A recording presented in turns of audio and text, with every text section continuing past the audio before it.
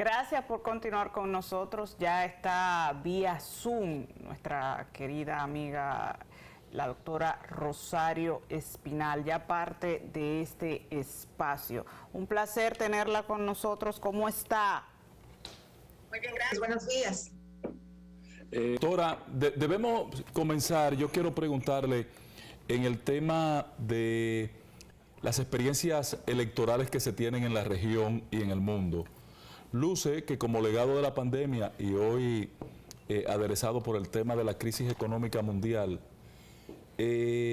los pueblos, las sociedades han asumido como consigna abajo el que te arriba. No hay forma de que un gobierno dure 2 meses no ha ganado ni sin que la popularidad se vea malograda, maltratada. ¿Cuál es su evaluación? ¿Qué le pasa a la gente? ¿No tiene satisfacción? ¿No se encuentra cómoda? Montar un proyecto de reelección en este escenario, su perspectiva, doctora. Bueno, en política, como en toda actividad humana, lo que tenemos son tendencias y las tendencias nunca son 100%. Es cierto lo que has planteado, que ahora mismo la tendencia es que los gobiernos se agotan rápido. Una de las explicaciones claras es la situación económica, la pandemia, la inflación. Pero también hay un cambio en la sociedad.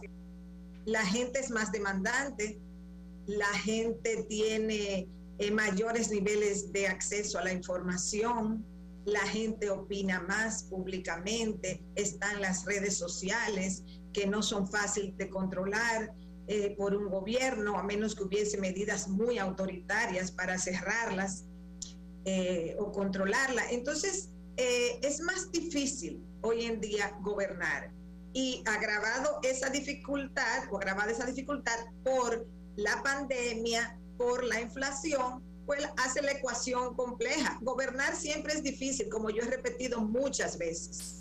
Siempre ha sido difícil gobernar, pero ahora es más difícil gobernar. Entonces, sí, continúe. No, pero en ese sentido, cualquier proyecto reeleccionista tiene que medir muy bien su potencial electoral, lo que ha hecho, maximizar su eficacia en el apoyo popular, porque es más difícil, indiscutiblemente. El presidente Luis Abinader arriba a su segundo año de gestión, en 5 días, dará un discurso en Santiago. ¿Usted tiene quizás alguna definición de lo que han sido estos 2 años del gobierno del presidente Luis Abinader? Yo particularmente pienso que lo que el gobierno ha hecho es tratar de administrar la crisis lo mejor posible. Creo que ahí es donde hay que ver al gobierno. Sé que el gobierno ha prometido muchas cosas y sus anuncios políticos en los medios de comunicación estamos cambiando, que a mí me parece que lo prolongaron quizás demasiado, porque en algunos aspectos inevitablemente la gente ve retrocesos económicamente en un momento inflacionario. O sea, la gente no va a ver nada positivo, todo le cuesta más. No es culpa del gobierno, pero esa es la realidad. Y la gente en parte le va a echar la culpa al gobierno, en parte no se le echará, pero se generan insatisfacciones y la gente busca algún tipo de explicación de los problemas que tiene. Y el sospechoso número 1 para la gente siempre va a ser el gobierno, el que sea que esté, no importa quién sea. Entonces, creo que el gobierno lo que ha hecho es ir administrando la crisis lo mejor posible. Ha tenido la pandemia y la inflación en contra, pero también ha tenido aspectos favorables, que es el siguiente. La República Dominicana tiene una economía muy conectada con Estados Unidos. Estados Unidos, para prevenir una recesión prolongada producto de la pandemia, tiró mucho dinero a la calle. Ese dinero que tiró Estados Unidos vía la Reserva Federal parte terminó en estos países, terminó en República Dominicana, vía remesas, vía viajes de dominicanos residentes en el exterior, vía turistas, vía exportación de zonas francas, porque la economía de Estados Unidos ha crecido. Entonces, cuando sumamos la remesa, el turismo y exportaciones, todas fundamentalmente dirigidas a Estados Unidos o en relación con Estados Unidos, la República Dominicana ha podido, mediatizar un poco los efectos negativos de la pandemia y de la inflación por este vínculo con Estados Unidos, que ha sido una economía que ha podido irse recuperando. Tiene la ventaja de que está geográficamente lejos de los, aunque está involucrada, pero geográficamente está lejos de los espacios de conflicto ahora mismo, que son Ucrania y su vecindad, y en el caso de China y su vecindad, o sea, Estados Unidos está lejos, aunque está directamente involucrada en estos conflictos. Entonces, eso le da una relativa ventaja, un relativo margen para lograr su reestructuración económica. Profesora, en el caso de la situación política local, el país percibe que estamos como muy lejos de las elecciones, pero el gobierno llega al meridiano.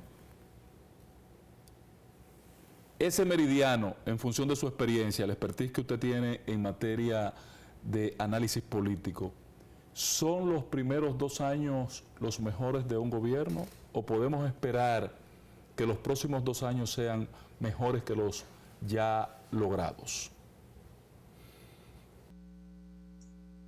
Bueno, en el contexto de dificultades internacionales y la incertidumbre que hay, porque no sabemos a dónde va esto, en ese contexto internacional, yo creo que lo que procede es mucha precaución.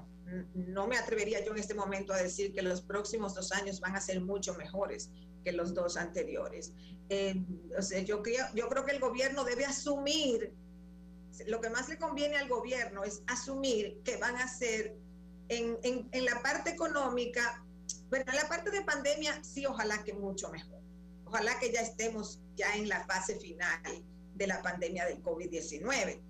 Pero de los efectos económicos de la pandemia y de los efectos económicos de estos conflictos que hay ahora mismo, porque ahora mismo lo que hay en el mundo es una confrontación para definir quién será el imperio del siglo XXI. Quien triunfe aquí, y yo sé que hay gente haciendo apuestas, que si es China, que si es Rusia, que si es Estados Unidos, que si es una combinación Rusia-China, etcétera, etcétera. O sea, la gente está siempre opinando sobre eso, pero yo creo que todavía no está claro. Indiscutiblemente que China ha progresado mucho económicamente, pero China ha progresado mucho económicamente por el acceso al mercado de Estados Unidos y de Europa Occidental. O sea, claro, le vende a todo el mundo, pero el mercado de Estados Unidos y de Europa Occidental, que son los grandes consumidores del mundo, es lo que ha permitido la transformación económica de China. Si eso cambiara, no sabemos tampoco lo que va a pasar con China. Entonces estamos ahora mismo igualito que en el siglo XX. Las primeras décadas del siglo XX fueron esas, confrontaciones, guerras, para definir quién iba a ser el imperio del siglo XX, que resultó siendo Estados Unidos. Ahora mismo estamos en algo similar, confrontaciones internacionales, a ver quién va a ser el imperio del siglo XXI. Y eso no se ha definido. Esas confrontaciones tienen consecuencias económicas, igual que las tuvieron en el siglo XX.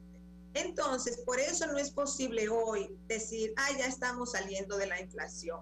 Bueno, es verdad, Estados Unidos está tomando medidas para bajar la inflación y ya ha comenzado a bajar la inflación y el precio del petróleo que está vinculado con esa inflación. Pero no sabemos qué va a ocurrir, si va a ocurrir algo nuevo, si no, si vamos a seguir en una tendencia de mejoría.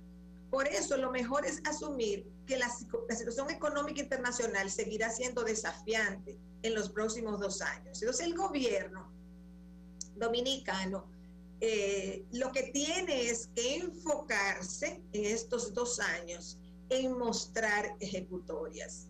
O sea, no simplemente en una presentación vaga de que estamos cambiando, sino en una presentación concreta de lo que ha hecho el gobierno. Todavía al día de hoy, el gobierno tiene una ventaja política, y es la siguiente: es un gobierno nuevo que estuvo mucho tiempo fuera del poder versus el PLDismo que estuvo mucho tiempo en el poder. Entonces, eso le da un espacio al gobierno. El otro es que el PLDismo está dividido, entonces también eso favorece al gobierno. Y los casos de corrupción que salieron, lo único que con los casos de corrupción va a venir una competencia, o sea, eso están los de antes y están los de ahora. Exacto, eso le quería preguntar, doctora, el hecho de que el presidente Luis Abinader, que llegó con la bandera anticorrupción, los casos que se han dado y los escándalos, ruidos de irregularidades en su gobierno, y sobre todo tocarle de tan cerca con personas, con ministros que estaban muy cerca del presidente Luis Abinader, pese a que unos han renunciado, a los otros lo han destituido, pero ya en solo 2 años son varios los casos de corrupción sonados, y las irregularidades que no han sido descubiertas por el propio gobierno, sino por programas de investigación. ¿Esto le favorece al presidente o todo lo contrario? Bueno, hasta este momento, los casos que han surgido del gobierno, simplemente todavía es un gobierno de solo 2 años, pero uno puede proyectar que lo que ha ocurrido en el pasado puede ocurrir igual. Los casos de corrupción del gobierno de turno comienzan eventualmente a tapar los escándalos de corrupción del gobierno anterior y del de más atrás y el de más atrás. El que le da seguimiento a la política dominicana sabe que eso ha sido así. En los gobiernos de Balaguer la corrupción era lo peor del mundo. Luego llega el PRD y comienzan a surgir escándalos de corrupción y comienzan a tapar los escándalos de Balaguer. Llega el PLD y comienza a tapar los escándalos del PRD, y así sucesivamente. Entonces, con solo 2 años, creo que ya ha habido bastante problemas en términos de escándalos. Creo que todo lo que se ha gestado, y yo no sé si son verdaderos o no, porque yo no acuso a nadie, porque yo no hago investigación de corrupción, pero estoy hablando de lo que sale en los medios de comunicación, de lo que se dice, etcétera. Entonces, por ejemplo, esto que se ha dicho de educación es un problema, porque era un ministro clave, jefe de su campaña, no era un desconocido. Si es verdad o no, yo no lo sé, no estoy juzgando en ese sentido, solo estoy hablando del escándalo que se crea en torno a eso. Ahora, ¿qué hace el presidente? Él es ministro de la Presidencia, que hoy renunció. O sea, ministros claves que han tenido que salir por ese problema. ¿Qué es lo que hace el presidente? El presidente está usando una estrategia que a él personalmente le favorece, que es, bueno, que renuncien, que se vayan, yo no protejo a nadie, etcétera, etcétera. Un poco a él le favorece porque la gente lo ve. O sea, la narrativa política es: el presidente tiene buenas intenciones, pero sus funcionarios no lo ayudan. Entonces, esa narrativa política, porque eso es lo que es, una narrativa política, puede durar un tiempo. Eventualmente se agota, porque eventualmente quien nombra es corresponsable de las personas que ha nombrado. Aunque los dominicanos en general tienden a darle el beneficio de la duda siempre a sus presidentes. Eso no es nuevo, siempre ha sido así.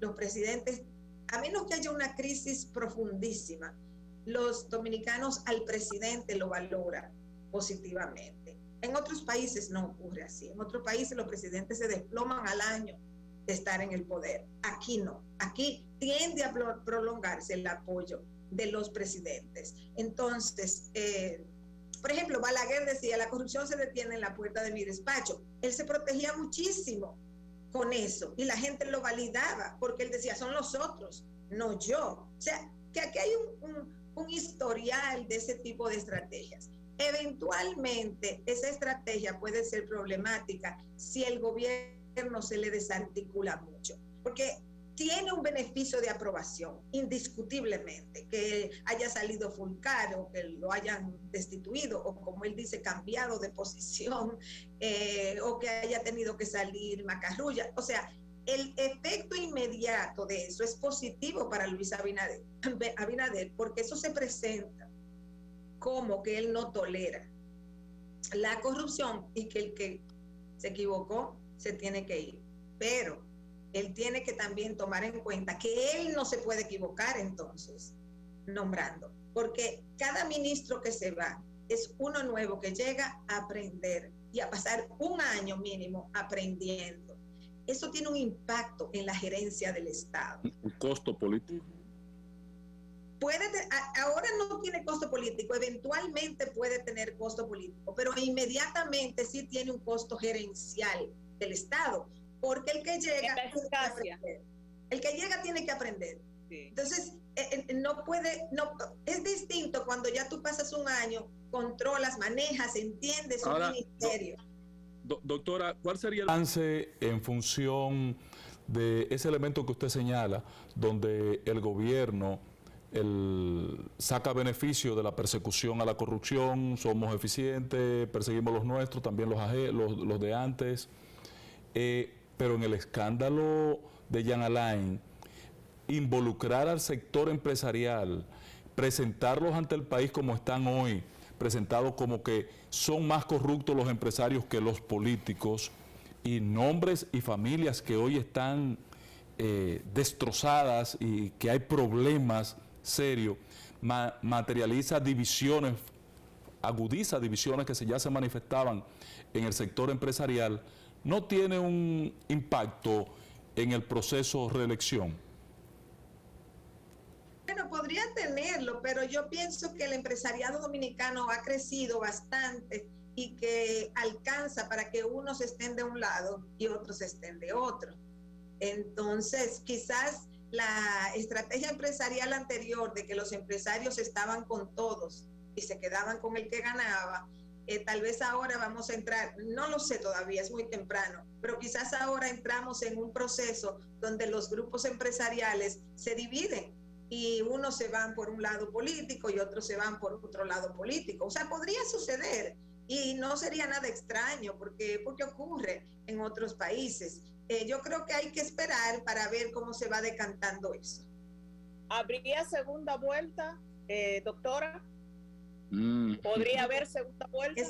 Mira, es muy temprano para yo poder decir eso. Hay que Usted no tiene una bolita y sobre la mesa. Hay que esperar unos meses antes. Ahora, si yo, lo que sí yo le sugiero a los partidos es que tengan en cuenta que aunque la historia no es estática, la historia es lo único que tenemos para tener un sentido de lo que ocurre en el presente y de lo que podía ocurrir en el futuro. Los dominicanos no quieren segunda vuelta. O sea, los dominicanos votan en primera vuelta, de la manera que sea, porque solamente han votado en segunda vuelta en la primera ocasión en que eso fue posible. Posteriormente, más nunca lo han hecho. Entonces, los políticos y sus estrategas tienen que tener en cuenta ese hecho cuando hagan sus cálculos electorales, que los dominicanos se han acostumbrado ya. Entonces, a elegir en primera vuelta. Tendría que ser una situación muy especial donde el país se divida en tres para que se produzca una segunda vuelta. Pero para el 24 todavía es muy temprano para saber. Doctora, cuando usted dice que hay que esperar unos meses, me da como lectura que estamos en un limbo aún sobre la definición electoral de la República Dominicana, pero estamos a 20 meses de las elecciones, de las primeras elecciones. Entonces, el periodo para esperar y comenzar a perfilar definiciones es octubre. En octubre de este año comienza a aclarar, no es que es octubre, desde mi punto de vista. Octubre comienza a aclarar, por lo menos, quiénes quiénes van a ser probablemente los candidatos presidenciales. Eso no se sabrá totalmente hasta el periodo de las primarias oficiales, que es un año después de este octubre. Entonces yo diría que el panorama electoral va a comenzar a tomar forma a mediados del año que viene. O sea, es donde uno realmente ya puede ver por dónde se van decantando las fuerzas, dónde hay fortaleza, dónde hay muchas debilidades. Porque en este octubre, supongamos que el PLD elige su candidato o candidata y que sale unificado. Hay que esperar.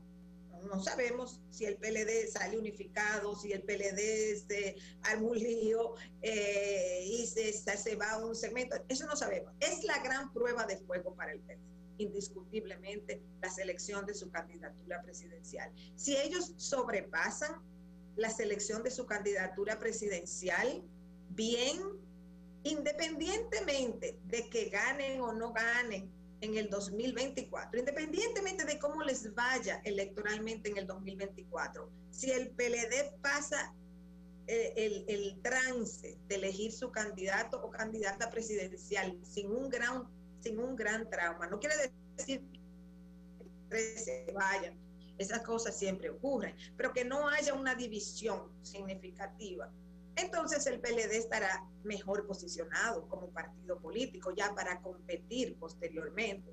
Ahora, si se divide, le podría pasar como al Partido Reformista, que en cada coyuntura electoral se fragmentaba, hasta que colapsó electoralmente en el 2020. Entonces, tenemos que esperar que pase ese proceso. Ese proceso inicia en octubre, pero lo que ellos van a hacer es una especie de sondeo popular, vamos a decir, pero supongamos que ahí quede marcado claramente quién será la persona que va a llevar la candidatura y que no se dividan y que sigan adelante. Entonces ellos tienen que comenzar a tomar cuerpo electoral y eso no es en octubre nada más. Eso se tomará varios meses. Exacto. El gobierno por su parte, que cumple ahora sus 2 años, inicia el reto, es un reto doble. Inicia el reto gubernamental de qué le va a mostrar a la población que hizo, no ya que prometió, sino qué hizo, qué está haciendo concretamente. Y por otro lado, manejar los posibles conflictos partidarios que puedan surgir en el camino.